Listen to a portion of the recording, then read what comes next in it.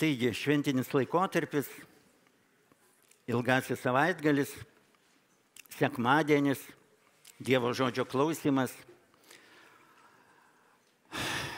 laisvė, atsipalaidavimas, ramybė. Visa tai tebūna šiandieną šitoje vietoje. Iš ties aš norėčiau pratęsti laisvės temą mūsų nepriklausomos Lietuvos temą, nes aš taip pat norėjau skirti dalį savo kalbos šiai temai ir labai netgi nustebau, kad šiandien ir giesmės apie tai skamba ir visiems tai yra širdyje. Mes pradedam branginti tai, ką turim ir tai yra nuostabu. Žinot, prisimindamas tas dienas, aš pamenu tą kovo 11 ir, žinot, kai tuometinis turbūt, kaip jis vadinosi, dabar ne Seimas, dar vadinosi aukščiausioji taryba, kažkas tai ten buvo, žodžiu, nesiruošiau apie tai kalbėti, bet tai dar buvo LTSR, aukščiausioji taryba turbūt, arba kažkaip kitaip, nepykit, jei klystu. Ir tas atkūrimo aktas, jis buvo pasirašytas labai vėlai, jau tarp 10 ir 11 valandos. Ir, žinot, kitą dieną visi tarsi nuščiuvę buvo. Ir toks tvyrojo toks klausimas, o kas dabar bus? Kas dabar bus? Ta diena taip, kažkiek tai buvo susirinkusių palaikytojų prie dabartinio Seimo su plakatais, tačiau visi žmonės buvo tarsi susigūžę ir išsigandę. Kas dabar bus? Ir man įsiminė vieno užsienio korespondento, reiškia, žodžiai. Jisai kalba apie tą dieną, vat jau apie 12 kovo. Jisai sako, keisti tie lietuviai. Buvo atkurta nepriklausomybė ir jie nei šoka gatvėse, nei dainuoja, nei džiaugiasi. Ir iš tikrųjų, sako, jei tai įvyktų kur nors Lotynų Amerikoje ar ten kažkokioje Azijos šaly, tai čia būtų ištisinės demonstracijos, visi išeitų gatves, kaip gerai atkūrėm nepriklausomybę. Tačiau mes buvom tokie įbauginti, mes bijojom, kas dabar bus. Ir tas atsakymas atėjo labai greitai. Atėjo blokada, ekonominė blokada. Sovietų sąjunga pradėjo blokuoti mums, netiekti pramonės įvairių prekių, naftos ir, žodžiu, prie benzino kolonėlių nutyso eilės didžiausios ir prasidėjo konfrontacija. Net pats TSR prezidentas Gorbačiovas buvo atvažiavęs ir įkalbinėjo lietuvius sugrįžti atgal. Taigi, iš ties atėjo išbandymas. Atėjo išbandymo laikas ir tas išbandymo laikas pasiekė piką sekančiais metais sausio 13, 91 sausio 13, kada jėga buvo bandyta užgožti Lietuvos nepriklausomybės atstatymą. Ir visi mes turbūt žinom tos įvykius ir prie telecentro, ir prie radio televizijos pastato. Aš tuo metu buvau prie Seimo ir buvau liudininkas tų įvykių, mačiau, kaip viskas vyksta. Ir žinot, po tų tragiškų įvykių sekančią dieną, kai aš sužinojau, kiek yra žuvusių, sužeistųjų ir kas atsitiko, man buvo be galo bloga. Turbūt nebuvo bloga dar taip gyvenime, kad taip sunkiai aš jaučiausi. Žinot, paprastai tą blogumą aš numalšindavau alkoholiu, bet tą dieną net to nesinorėjo. Tai iš tikrųjų buvo juoda diena, absoliučiai juoda diena. Tai buvo tamsybių siautėjimas Lietuvoje ir visi iš tikrųjų labai gedėjo. Tačiau, kaip jau girdėjom šiandieną, tai buvo tokiu būdu mokama kaina už šios dienos laisvę ir nepriklausomybę. Ir tais pačiais metais vasarą įvyko dar vienas tragiškas įvykis, kai buvo sušaudyti pasieniečiai medininkų poste. Ir taip pat prisimenu, kaip šiandieną aš pažinojau Tomo Šerno seserį ir sutikau jo seserį ir jinai sako, važiuoju į ligoninę, nes yra man pranešta, kad vienas yra likęs gyvas, gal tai Tomas. taip ir atsitiko. Tomas Šernas liko gyvas. Ir žinot, prisimenu šitos įvykius, kažkaip dabar šiandieną po šitiek metų, 34 metai praėjo ir dabar tik mes suprantam, ką mes turim, kokį turtą mes turim, būtent tą laisvę ir nepriklausomybę. Mes esame Lietuvos piliečiai, mes nesame kažkokios kitos valstybės, mes esame savo tautos patriotai ir mes savo tautos piliečiai. Žinot, kai aš važiuodavau į užsienį tarybiniais laikais, man būdavo gėda parodyti tą pasą, tą rusišką pasą, tarybinį pasą. Aš tikrai sakau, tekdavo ir į tas kapitalistinės šalis vykti ir kai tu ateini pas tą pasų kontrolę ir rodai tą pasą, kažkaip gėda. Nes nesijautai tokių. Bet šiandieną mes kiekvienas turime savo Respublikos pasą. Tai yra be galo brangu, tai yra labai daug iš tikrųjų ir mes turime dėkoti Dievui už tai. Ir, žinot, persikėlus į Biblijos laikus, kai mes skaitom šiandieną Mato 3 skyrių ir kalbam apie Joną Krikštytoją, kalbam apie Jėzų, kažkuria prasme aš randu paralelę. Ir aš mąstau ir galvoju, kai Jonas Krikštytojas skelbė, atgailaukite, nes prisiartino dangaus karalystė. Iš tolimesnių įvykių, iš Evangelijų mes galim daryti išvadą, kad visgi žydai, jie laukia Mesijo, tačiau jie nelaukia tos tikrosios dangaus karalystės, Dievo karalystės, tos dvasinės karalystės, išsivadavimo iš nuodėmės. Visgi jie laukia panašiai kaip ir mes lietuviai, to išvadavimo iš pavergėjų, iš Romos imperijos valdžios ir įtakos.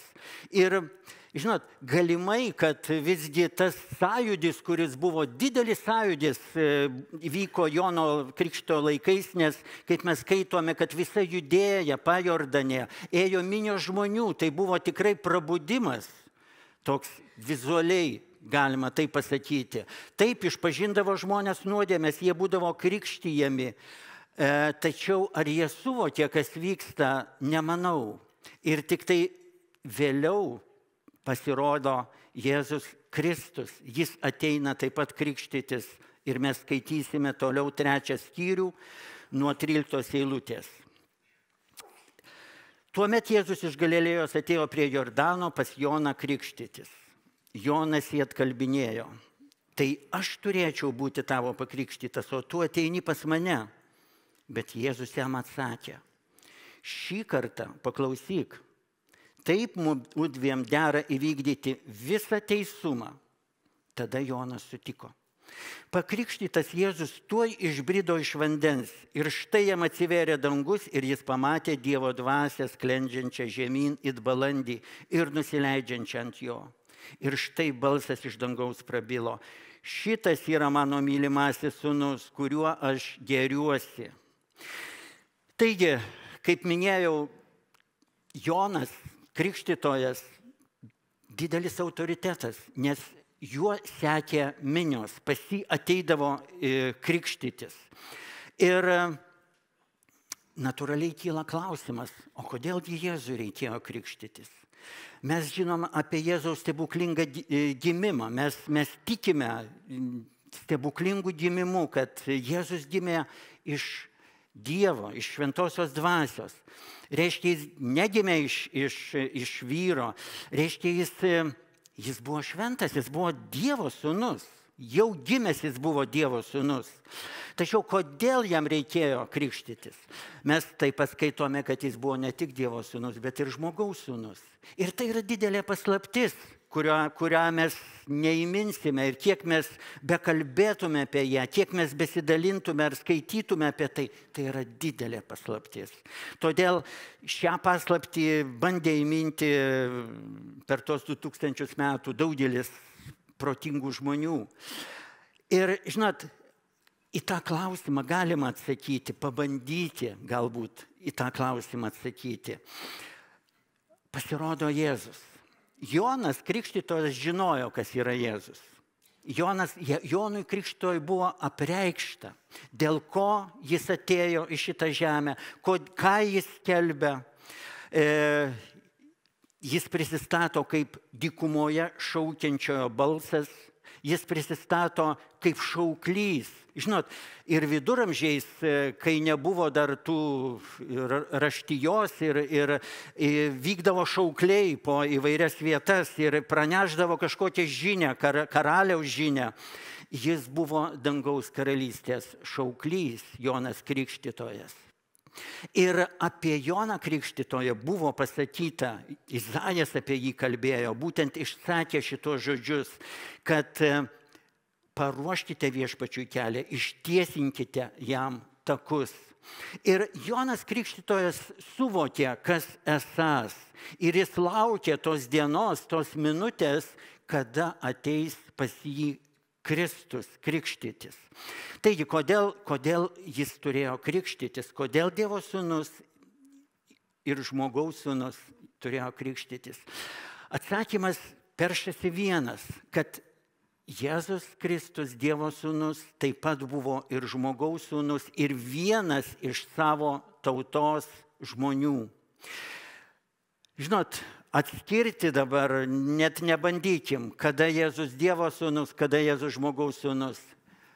Viename abudu. Viename abudu. Ir tai yra didelė paslaptis ir, kuo mažiau apie ją mes kalbėsim, tuo mažiau nusikalbėsim. Iš tikrųjų, irgi nauda yra. Suvokti mums be galo yra sunku. Tačiau Jėzus buvo taip pat ir žmogaus sūnus. Ir galima taip pasakyti, kad jis ateina krikštytis kaip žmogus, kaip žmogaus sūnus, kaip žydas, kaip vienas iš žydų tautos atstovų. Jis tapatinasi su savo tauta.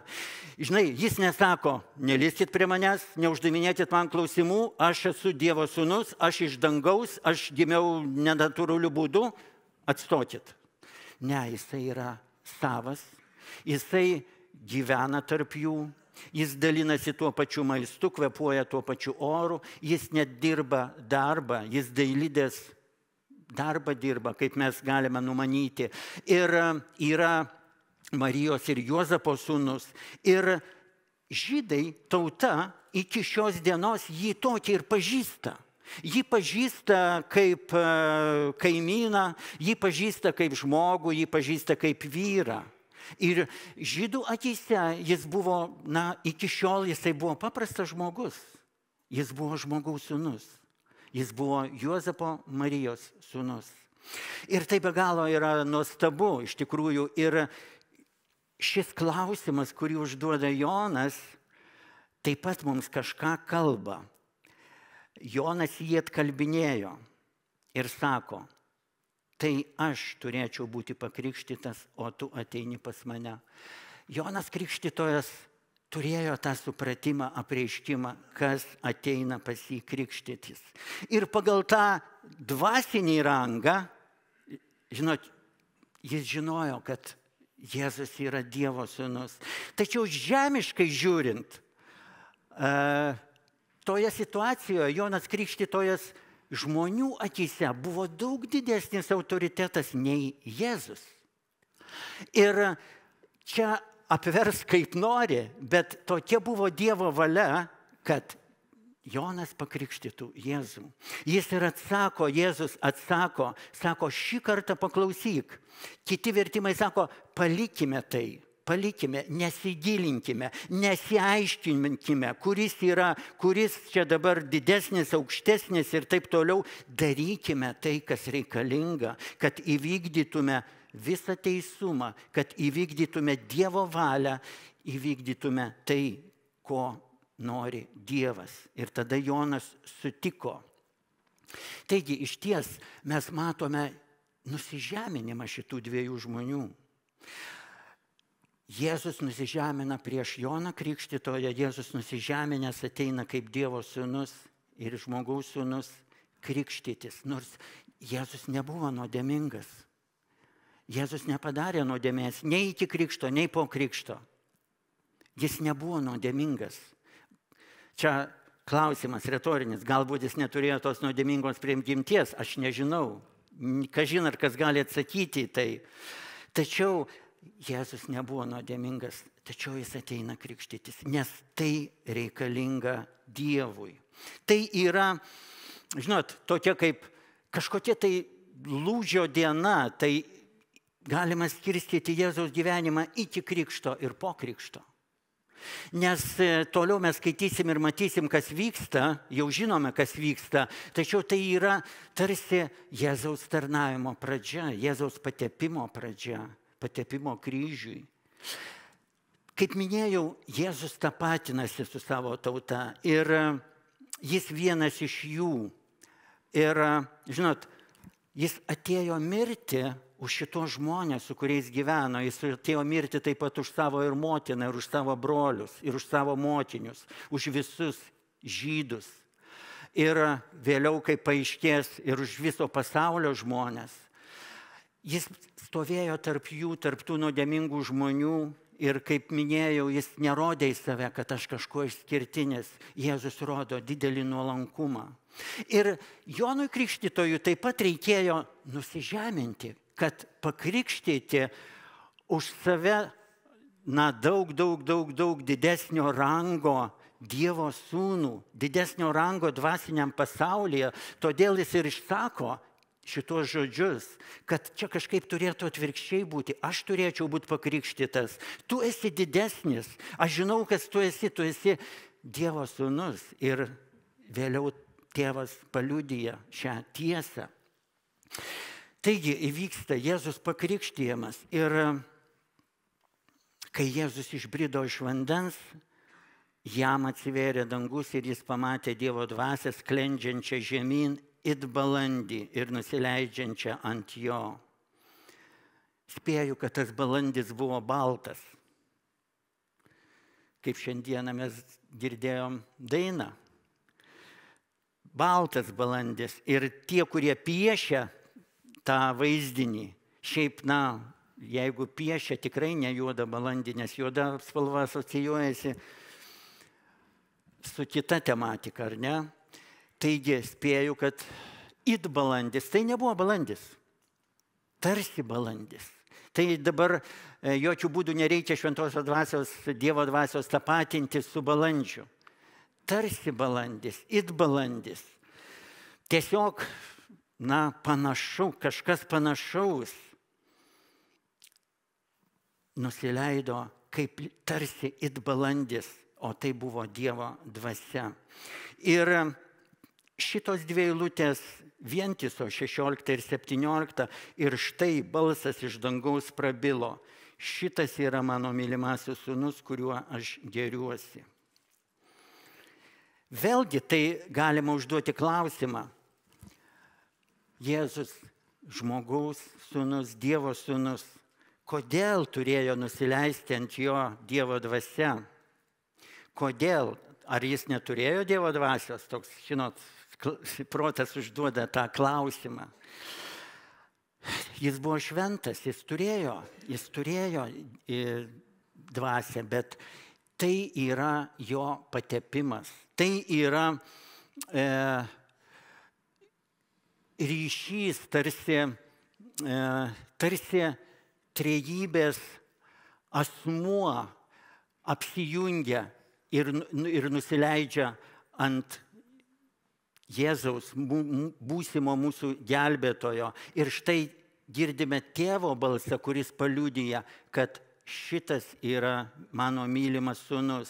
Ir taip priimta manyti, kad čia mes matome šventos trejybės apsireiškimą, prisistatymą, kad Dievas nėra viename asmenyje, nes žydai pažinojo kaip vien asmenį Dievą, nors pranašystėse būdavo ir žinodavo, kad Dievo dvasia yra nužengia ant žmonių ir patepa juos. Buvo daug simbolikos apie tai, tačiau taip ryškiai ir taip aiškiai dar nebuvo prisistatęs Dievas trijose asmenyse. Ir ką suprato, girdėję, aplink stovėję žmonės, mums sunku pasakyti. Iš vis įdomu, ar kas nors be Jono ir Jėzaus matė tai Dievo dvasią sklendžiančią it balandį. Apie tai nėra taip labai aiškiai parašyta, tačiau Jonas vėliau liudys, kad aš mačiau Dievo dvasią nusileidžiančią ant jo. Ir tas, kuris mane siuntė, man sakė, kad ant kurio pamatysi nusileidžiančią dvasią, tas krikštys jūs šventąja dvasia ir ugnimi.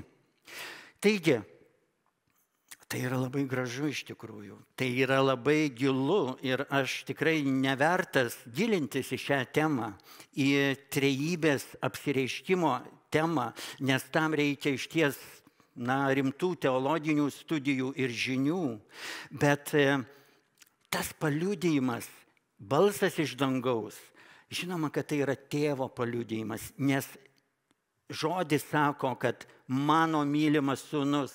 Kas gali sakyti, mano mylimas sūnus? Tik tėvas. Tik tėvas.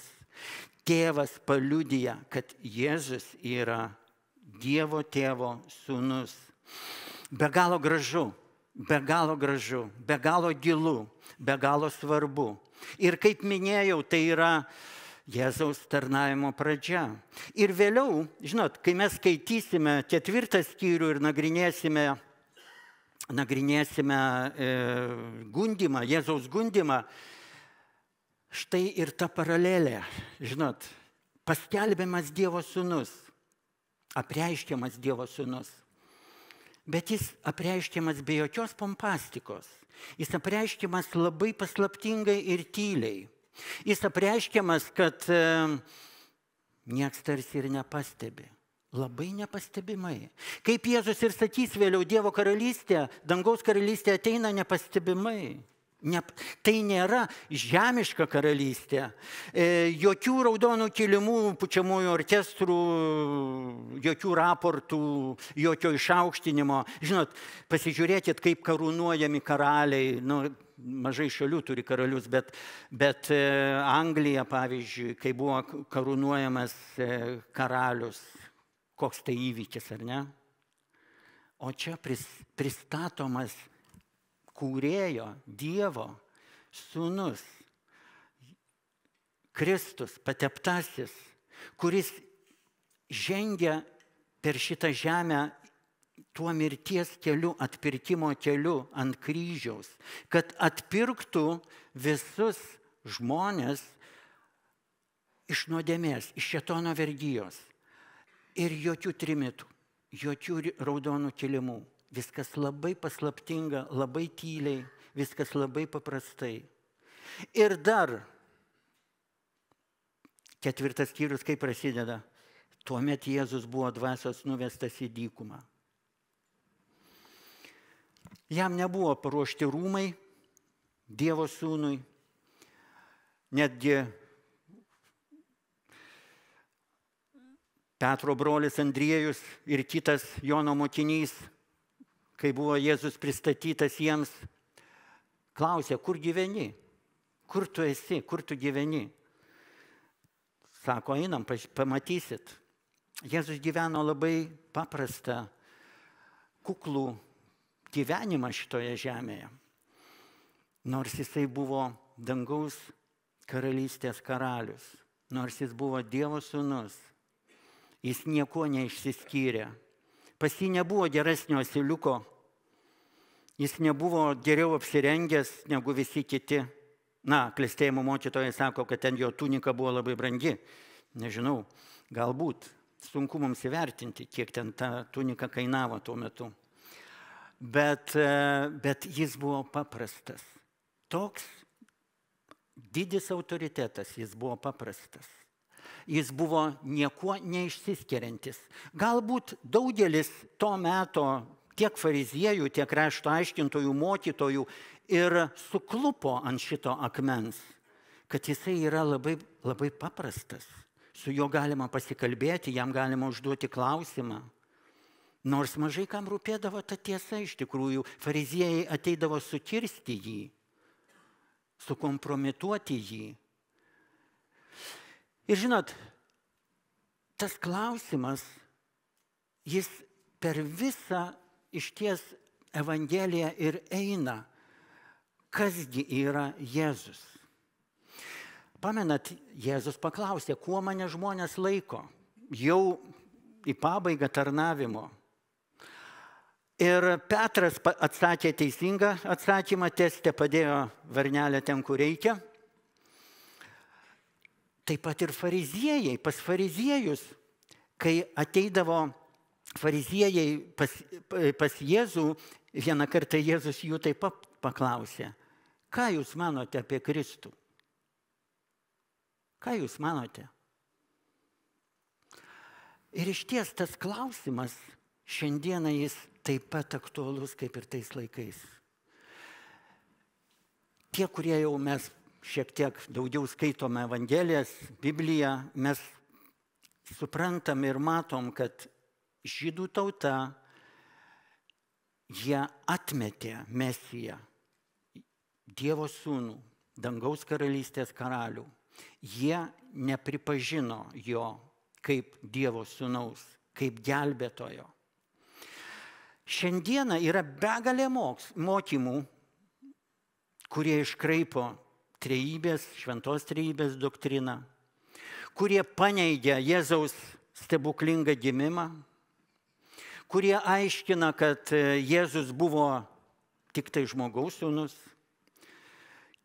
Ir mes turime būti budrus ir atsargus, kad iš tikrųjų mūsų nieks nesuklaidintų. Nes Jėzus taip ir sakė, žiūrėkite, kad jūsų nieks nesuklaidintų. Tas klausimas, kas yra Kristus, jis gyvas ir šiandieną. Tas klausimas, kas tau ir man yra Jėzus Kristus, jis taip pat aktualus. Žiūrėkit, aš nenoriu dabar sekančio skyriaus nagrinėti, bet įdomu tai, kad šėtonas, kai gundė Jėzų, jis užduodavo klausimą taip, jei tu Dievo sūnus, tai padaryk kažką. Padaryk kažką, liep, kad šie akmenys pavirstų duona. Šėtonas taikė į tą esminį klausimą, jei tu Dievo sūnus, o gal jis suabejos, kad jis Dievo sūnus? O gal jis padarys, kaip aš noriu? O gal jisai susigundys tais pasaulio turtais, auksu ir karalystę? O gal visgi aš jį paimsiu ant šventyklos šelmens ir jis, vykdydamas Dievo žodį, puls ir pažiūrėsim, ar jį gaudys ten angelai ir dar kažkas? Šėtonas, žinoma, labai yra protingas, bet kartu jis nėra taip jau absoliučiai protingas, jis ir kvailas kažkuria prasme. Ir Jėzus buvo išbandomas, Jėzus buvo gundomas ir būtent per šitą vietą, ar tikrai jis yra Dievo sūnus, ar tikrai jis yra Dievas. Kai mes save vadiname krikščionėmis, Jėzaus pasekėjais, išties šis klausimas, jis neturi būti mumise kažkaip tai keliamas ir abejojama šita tiesa. Išties šita eilutė, 17 eilutė, jinai pasako viską. Ir tas balsas dar kartą nuskambės, kai Jėzus ir 3 jo mokiniai bus paimti ant kalno. Jėzus atsimainys, jisai įgaus dvasinį galbūt pavydalą, ar kažkaip kitaip galima būtų įsireikšti. Ir jie taip pat išgirs šitą paliudijimą dar kartą, kad šitas yra mano mylimas sūnus, kuriuo aš gėriuosi. Kitur sakoma, jo klausykite. Ir šitas klausimas iš tikrųjų yra esminis. Kas yra Jėzus Kristus šiandieną tau ir man? Jis eis ant kryžiaus, jis mirs. Jis mirs dėl tavęs ir manęs, kad mes taptume dangaus karalystės piliečiais. Taip kaip mes esame šiandieną savo tautos, savo respublikos, savo valstybės piliečiais ir mes galime didžiuotis tuo gerąja prasme. Didžiuotis, kad mūsų pasas ne kita kažkokia kalba parašytas, o lietuviškai pirmame puslapyje parašyta. Nes tarybiniais laikais buvo atvirkščiai, iš pradžių rusiškai, paskui lietuviškai. Mes galime didžiuotis, kad mes esame iš tikrųjų nepriklausomi, laisvi, tačiau mes taip pat galime didžiuotis, kad mums labai pasisekė ir mes esame dangaus karalystės piliečiai. Dievo sūnaus broliai ir seserys, kad mes esame jame, jei laikomės jo žodžio, jei jį mylime, kad jis ateis paimti vieną dieną mūsų pas save, kad tas pažadas, amžinybės, amžino gyvenimo pažadas, jis yra taip ir amen. Jėzus nueis nuo šios dienos, jis nueis dar didelį kelią, tuos 3 ar daugiau 3,5 metų jis vaikščios po visą Izraelį ir Galilėją, Samariją, Judėją. Jėzus skelbs, kaip ir 4 skyriuje, toliau bus parašyta tą pačią žinią, kad prisiartino dangaus karalystė, atgailaukite. Tai kalba 4 skyriaus 17 eilutė. Jėzus skelbs Dievo žodį.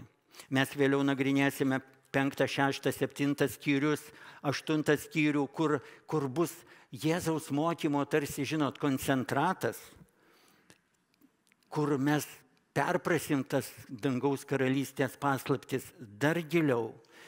Bet jau šiandieną mes esam jo, mes priklausom jam. Ir tai yra be galo didelis džiaugsmas. Mums labai pasisekė. Ar matai tą džiaugsmą, ar matai tą vertę? Na, kokiais dar žodžiais išsakyti tai?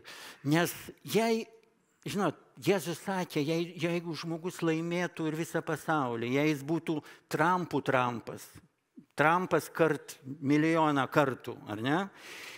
Ir jeigu jis pakenks savo sielą amžinybėje, jokios vertės, jokios naudos dangaus karalystėje, jokios naudos. Mes turim tą šansą nepakenkti savo sielai, mes turim tą šansą būti jo karalystėje, mes turim šansą būti jame, pragyventi šitą gyvenimą, atsisakyti, ko reikia atsisakyti, brangieji, o mums atsisakyti tenka. Mums tenka taip pat mokėti kainą. Kaip buvo sumokėta kaina už mūsų tautos laisvę, kaip buvo sumokėta kaina už mūsų nuodėmes, taip ir mūsų ta kaina, jinai yra. Tik tai jinai yra tokia maža, tokia bevertė. Kažkas turi nuodėmės atsisakyti, brangieji, nuodėmės. Įsivaizduojat, koks iššūkis nuodėmės atsisakyti. Kažkas turi daugiau laiko skirti Dievui. Kažkas turi pradėti melstis ir skaityti šventą raštą. Kažkas turi pradėti tarnauti, nes širdį jaučia tą potraukį, norą, troškimą. Tai galima pavadinti kainą, bet jinai juokinga. Jinai visiškai juokinga, palyginus su ta, kuri buvo sumokėta už mus. Už tai, kad tu įgautum tą pasą, kuriuo didžiuotumeis. Nes tavo vardas įrašytas toje knygoje. Pagalvok, pamąstyk. Ten mums nieks neišduoda to paso čia žemėje, dangaus karalystės paso, tačiau mes ten esam sąrašuose. Mes ten bus atverstos knygos ir skaitys Ramūnas, Darius, Stasys, Jonas, Petras, Vladimiras, ne Leninas. Ir, brangieji, mes turim kažkaip tai vertinti tai. Kas bebūtų, mes turim vertinti tai, kad Dievo sūnus buvo paaukotas už mus. Mes turim, Evangelija mums turi tapti brangi. Evangelija mus turi jaudinti. Ir kaip bebūtų šitame gyvenime, mes turim praeiti pergalingai, išlaikyti tikėjimą Dievo sūnumi. Ir vieną dieną mes labai džiaugsimės. Labai arba tą pačią dieną, arba skirtingom dienom.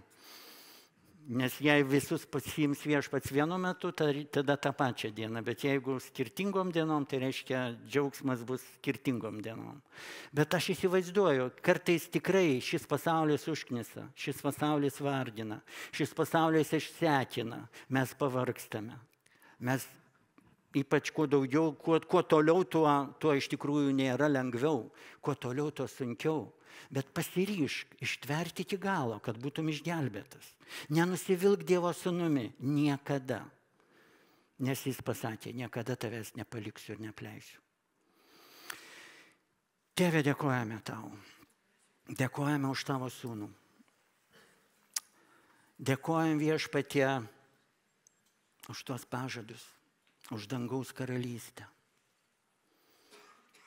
kurios piliečiais esame. Dėkojam Viešpatie, kad tu išsirinkai mus, tu pašaukei mus, tu numatei mus Viešpatie. Padėk mums praeiti šitą gyvenimo kelią, kad būtume verti tavęs. Nes mums duota ne tik tikėti tavim, bet ir kentėti dėl tavęs. Kad jokie išbandymai, jokie kentėjimai mūsų Viešpatie nesugundytų. Neatitrauktų nuo tavęs. Taip kaip mes meldžiamės, saugok mus nuo pikto. Tomis sunkiomis dienomis Viešpatie, saugok mus nuo tų pagundimų, nusigręžti nuo tavęs Viešpatie. Ačiū tau už tavo karalystę. Ačiū tau už išgelbėjimą. Ačiū tau už mūsų amžiną viltį tavyje. Už tą džiaugsmą, už tą ramybę, kurią ir patirime, ir patirsime. Tėve, dėkojame tau. Dėkojam per tavo sūnų Kristų.